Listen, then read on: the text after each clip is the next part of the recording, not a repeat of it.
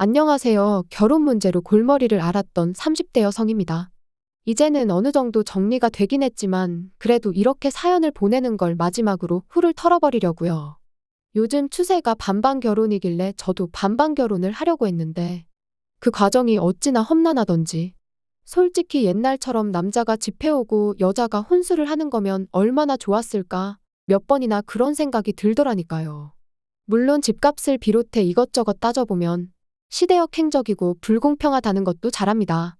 하지만 반반 결혼이라고 해서 결혼 준비가 수월하지도 않았다 보니 그런 생각을 하게 된 것 같아요.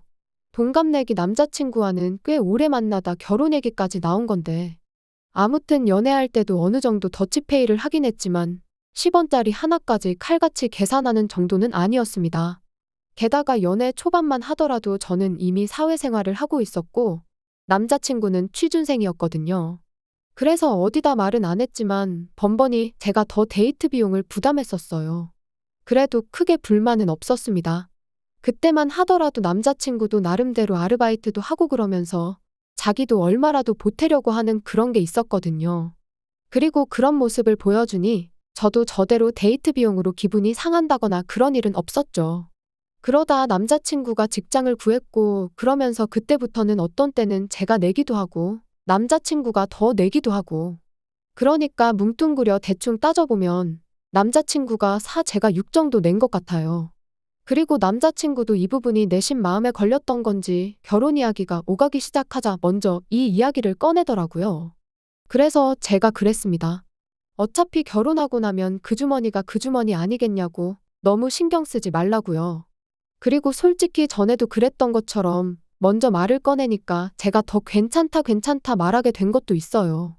까놓고 말해서 당장 제가 남자친구한테 돈 얼마 받는다고 해서 제가 뭐 부자가 되는 것도 아니고 게다가 나름대로 긴 연애를 해오면서 남자친구의 성격이나 됨됨이에 있어서 제 나름대로 높은 점수를 주고 있었거든요.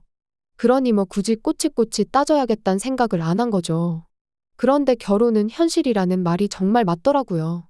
저희가 연애하는 동안에는 괜찮았는데 본격적으로 결혼 준비를 시작하면서부터는 번번이 부딪히기 일쑤였으니까요.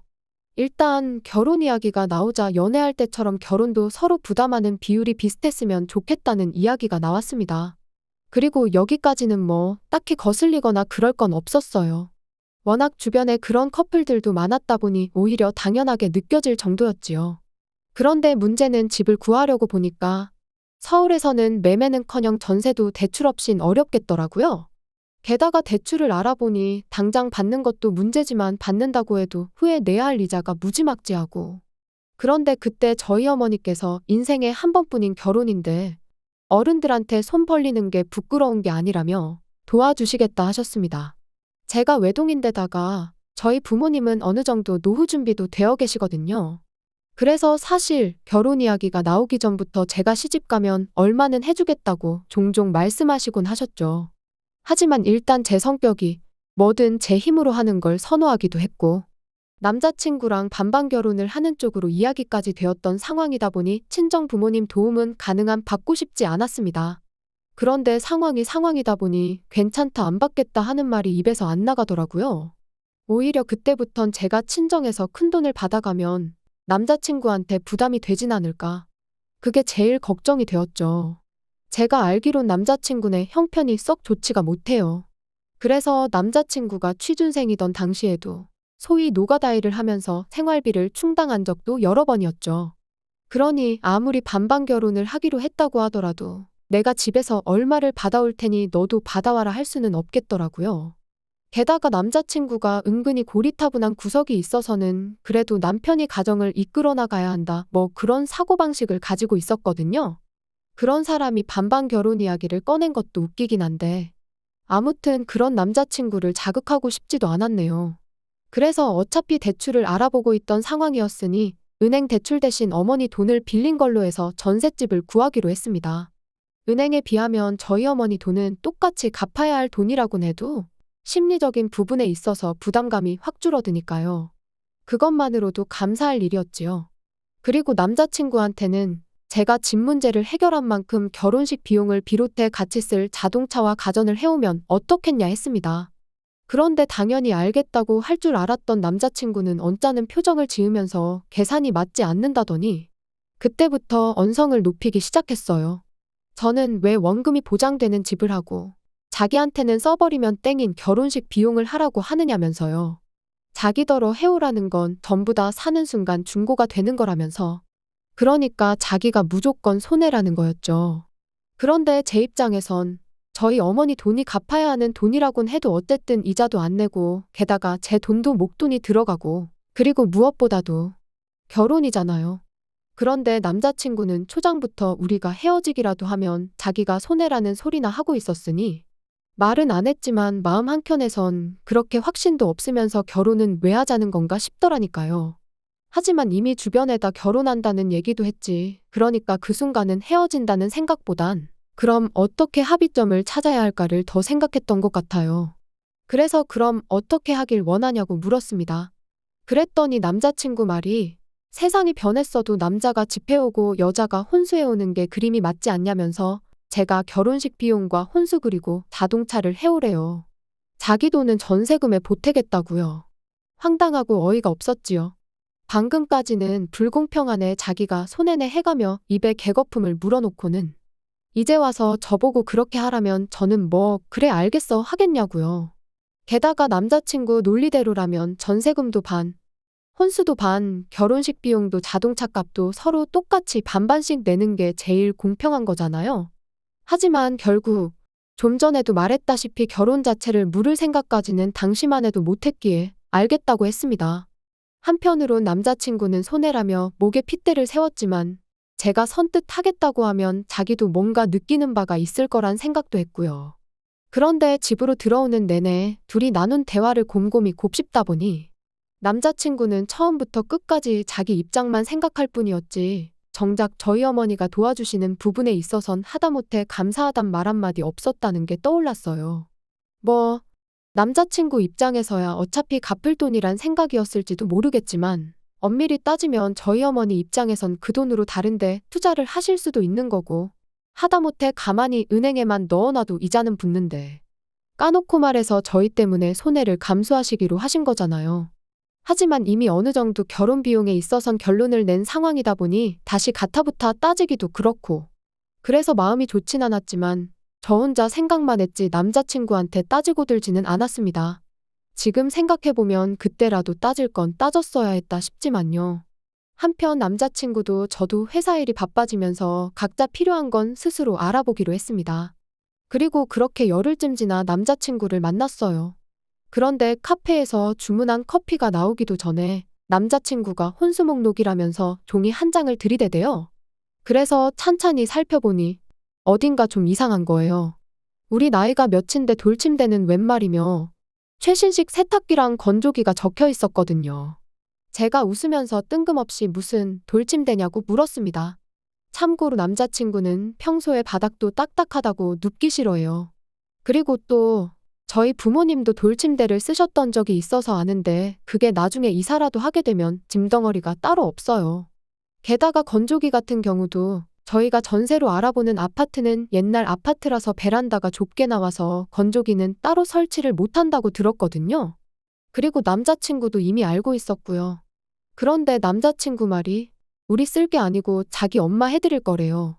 그러면서 실실 웃더니 하는 말이 시집 오면서 시부모님 가전 정도는 해올 거 아니었냐는데 어처구니가 없었죠. 그래서 제가 그럼 돌침대도 어머님 거냐고 물었습니다. 그랬더니 맞대요.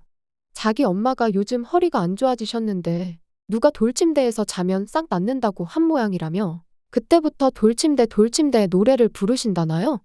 그래서 돌침대도 필요하고 세탁기도 지금 어머님이 쓰시는 건 통돌이 세탁기인데 그건 넣고 꺼낼 때 허리를 숙여야 하잖아요. 그래서 세탁기도 바꿔드리면 좋을 것 같아서 적었다는 거예요. 사람이 왜 어이가 없어서 말문이 막힌다고 하죠? 제가 딱 그랬습니다. 말 그대로 말문이 막혀서 할 말을 잃었어요. 그런데 남자친구는 눈치가 있는 건지 없는 건지 계속해서 지 할 말만 이어가더라고요. 원래는 뭐 마음 같아서는 로봇 청소기도 해오라고 하고 싶었는데 그럼 뭐 저한테 너무 부담을 주는 것 같더라나요? 그래서 자기가 그건 빼준 거라면서 고맙지 않냐는데 원래 이 인간이 이렇게 뻔뻔했었나 싶고 별 생각이 다 들었네요. 결국 듣다 못한 제가 남자친구더러 내가 이거 다 해가면 너는 뭐 해올 거냐 물었습니다. 그랬더니 남자친구가 저더러 그게 무슨 소리냐면서 자기가 왜 뭘 해가야 하냐더니 저더러 뭔가 착각을 하고 있는 것 같답니다. 그리고는 덧붙이길 옛말에 남자는 장가를 가는 거고 여자는 시집을 온다는 소리 못 들어봤냐면서 남의 집으로 오는 사람이 선물을 사들고 오는 게 맞는 거 아니냐는 거예요. 지가 무슨 소리를 하는 건지 알고나 떠드는 건지 정말 벙찌더라고요. 그래서 정말 더는 못 들어주겠다며 저도 따지고 들기 시작했어요. 어디서 그런 말 같지도 않은 소리를 주워 듣고 와서는 그러냐고요. 그리고는 결혼할 생각이 있긴 하냐고 몰아붙이니 그제서야 남자친구가 하는 말이 알겠답니다. 생각해보니 제 입장에선 서운할 수도 있을 것 같대요. 그리고는 덧붙이길 시집 오면 자기 집 식구가 되는 거니 마지막이다 생각하고 뭐 하나 골라보랍니다. 자기가 사줄 테니 저도 저희 부모님께 효도나 한번 하라나요? 남자친구의 거들먹거리는 태도에 정말 진절머리가 났어요. 그래서 남자친구한테 누가 보면 내가 맨몸으로 결혼하는 줄 알겠다고 왜 태도가 그따위냐고 따졌지요. 그리고는 우리 엄마한테 돈까지 빌려가며 집을 구하는 마당에 마지막이 어쩌구저쩌구가 말이 되냐고요. 그랬더니 어차피 갚을 돈인데 뭘 그렇게 생색을 내냐는 거예요. 그러면서 솔직히 좀 치사하답니다. 딸 시집 가는데 돈을 그냥 주면 주는 거지 갚으라는 건 좀 모양 빠진다고요. 그리고 그 이야기를 듣는 순간 더는 상대할 가치도 없다 싶었습니다. 저희 어머니에게 감사한 마음은 고사하고 결혼 자체를 불손하게 여기고 있다는 게 너무 실망스러웠거든요. 진작에 감가상각 운운하면서 결혼 비용 불공평하다고 노래를 할 때 알아봤어야 했는데 좋게 좋게 넘어가려고 했던 제 실수였지요. 마음 같아선 결혼이고 뭐고 당장이라도 업자고 내지르고 싶었지만 그러기 전에 어떻게든 이 인간을 후회하게 만들어야겠다 싶대요. 그래서 남자친구한테 그런 식으로 생각하고 있는 줄은 꿈에도 몰랐다며 네 진심은 잘 알겠다 했습니다. 그리고는 실은 그렇지 않아도 우리 엄마가 돈을 뭘 갚냐고 갚지 말라셨다며 그런데 너는 공평한 게 중요한 사람 같으니 너도 똑같이 우리 집에서 해주는 만큼 해오라고 했지요. 그랬더니 남자친구가 눈을 동그랗게 뜨더니 당황한 눈치더라고요. 하지만 그러던지 말던지 저 먼저 피곤하다 말하고 자리에서 일어나 바로 집으로 돌아왔어요. 그리고는 어머니께는 결혼 안 할 거니까 적금은 깨지 마시라고 했죠. 그리고는 남자친구와 나눴던 대화를 들려드리니 어머니께서도 뭐 그런 놈이 다 있냐면서 그런 놈하곤 결혼해도 좋은 꼴은 못 보고 산답니다. 돈이 없는 건 둘째치고 그렇게 밴댕이 소갈딱지에 되도 않는 잔머리 굴려가며 계산기 두들기는 놈은 평생 그 모양 그 꼴로밖에 못 산다면서 말이에요. 사실 집에 오는 내내 내가 말이 너무 심했나? 혹시 대화로 잘 풀어볼 수 있던 문제는 아니었을까 싶기도 했는데 어머니께서 두말 않고 잘했다 해주시니 한결 마음이 가벼워지대요. 그리고 그날 이후로 무슨 이유로든 남자친구가 연락을 해오면 일단 돈부터 준비하라고만 했어요. 돈이 준비가 돼야 결혼 준비도 할 거 아니냐고요. 그랬더니 2주쯤 지나자 아예 집 앞까지 찾아왔더라고요. 그래서 나갈까 말까 고민하다 언제까지 무시만 한다고 해결될 일도 아니니 이제 그만 확실히 헤어지자 얘기를 해야겠다는 생각으로 나갔습니다. 1층으로 내려가니 정문 바로 앞에 남자친구가 서 있었는데 시집 오는데 시댁에 빈손으로 올 생각은 하지 말라며 당당하게 말하던 기세는 온데간데 없이 쭈뼛거리면서 제 눈치만 살살 보더라고요. 그래서 제가 무슨 일이냐고 먼저 말문을 여니 한다는 소리가 자기가 생각이 짧았답니다. 어머님한테 드릴 돌침대며 세탁기며 그런 건 다 자식된 마음으로 하나라도 더 해드리고 싶은 마음 때문에 그랬던 건데 상황이 이렇게 돼서 어머님께 여쭤보니 아들이 행복한 게 최고라며 그런 거 안 받아도 된다고 하시더라나요. 하지만 그런 말에 뭐 제가 감동이라도 했어야 할까요? 오히려 상황이 이렇게 되니까 일단 말만 그렇게 하는지 알 바냔 말이죠. 그래서 그냥 아무 말도 안 하고 남자친구만 다시 쳐다보고 있었더니 자기가 생각을 해봤는데 처음에 제가 얘기했던 대로 하면 아무 문제 없는 거 아니냐입니다. 제가 장모님 돈에 제 돈을 더해서 집을 해오고 자기는 그 외의 것들을 하면 되지 않냐고요. 그러면서 그렇게 하면 자기가 굳이 돈을 부모님께 받아올 필요는 없을 것 같다는데 아직 결혼도 안 했는데 무슨 장모님이냐고 헛소리 하지 말라고 말을 끊었습니다. 그리고는 나도 생각해봤는데 맞다고 네가 굳이 네 부모님한테 돈을 받아올 필요는 없다고 했어요. 그랬더니 말을 딱 자를 때는 당황하다가 돈을 똑같이 해올 필요 없다는 말에 얼굴에 화색이 돌더니 역시 그럴 줄 알았답니다. 그래서 제가 당연한 거 아니냐고. 어차피 나는 너랑 헤어질 건데 네가 돈을 해오는 게 이제 와서 무슨 의미가 있겠냐고 했죠. 그리고 솔직히 너희 집 돈 해줄 상황 못 되지 않냐고 아주 직설적으로 물었습니다. 그 돈 해온다고 해봤자 기껏해야 네 부모님이 어디 가서 빌려다 주는 게 다일 텐데 그걸로 내가 발목 잡힐 일 있냐고. 됐다고요. 그랬더니 저더러 왜 그렇게 말을 못되게 하냐면서 자기 부모님 무시하는 말 한마디만 더 하면 가만 안 있겠다나요? 그래서 이제 좀 상황 파악이 되냐, 네 주제를 알겠냐 했습니다. 그리고는 너 혼자 실컷 돈 열심히 벌어서 허리 아프신 어머님한테 돌침대도 사드리고 세탁기도 바꿔드리고 그렇게나 살라고 했네요. 그리고는 날 추워지는데 이제 그만 찾아오라고 집 앞에서 어슬렁거리는 거 보기 싫다고 했어요. 이럴 새에 나가서 아르바이트라도 하나 더 하라고요. 솔직히 실컷 빈정대고 나서 집으로 돌아왔는데 막상 그러고 나니까 마음이 편치만은 않았습니다. 요즘 워낙 이상한 남자들도 많아서 이별하는 것도 조심히 해야 한다는데 제가 너무 자극을 했나 싶기도 하고. 그래서 요즘엔 아버지께서 계속 지하철역까지 절 데려다 주시고 데리러 오시고 그러세요.